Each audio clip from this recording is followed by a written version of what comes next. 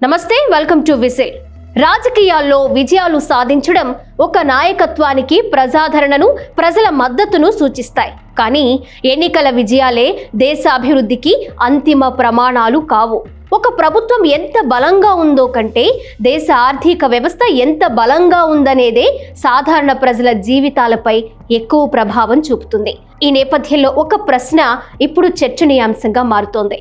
రాజకీయంగా విజయ పదంలో దూసుకెళ్తున్న కేంద్ర ప్రభుత్వం ఆర్థిక రంగంలో కూడా అదే వేగంతో ముందుకెళ్తుందా? భారత్ ప్రపంచంలోనే అత్యంత వేగంగా అభివృద్ధి చెందుతున్న ఆర్థిక వ్యవస్థల్లో ఒకటిగా తరచూ చెప్పబడుతోంది. జీడీపీ వృద్ధి గణాంకాలు ఆశాజనకంగానే కనిపిస్తున్నాయి. కానీ ఆర్థిక వృద్ధిని కేవలం జీడీపీ సంఖ్యలతో కొలవలేం. సాధారణ ప్రజల ఆదాయం ఎంత పెరిగింది? ఉపాధి అవకాశాలు ఎంత విస్తరించాయి? యువతకు ఉద్యోగాలు ఎంత మేర లభిస్తున్నాయి? తయారీ రంగం ఎంత బలోపేతం అయ్యింది?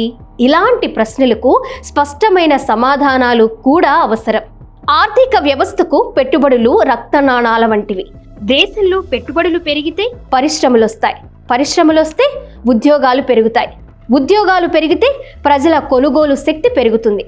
కానీ పెట్టుబడిదారులకు కావాల్సింది రాజకీయ విజయాలు మాత్రమే కాదు, పాలసీల్లో స్థిరత్వం, చట్టపరమైన భద్రత, వ్యాపారానికి అనుకూల వాతావరణం కూడా అవసరం.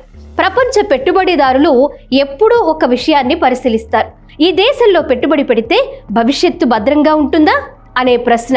ఈ విషయంలో ఎలాంటి సందేహాలు ఏర్పడినా పెట్టుబడులు ఇతర దేశాలకు మళ్ళీ ప్రమాదం ఉంటుంది. అందుకే రాజకీయ స్థిరత్వాన్ని ఆర్థిక సంస్కరణలకు బలంగా మార్చుకోవాల్సిన బాధ్యత ప్రభుత్వాలపై ఉంటుంది. ఒకప్పుడు భారత్కు ఉన్న ప్రధాన బలం యువశక్తి.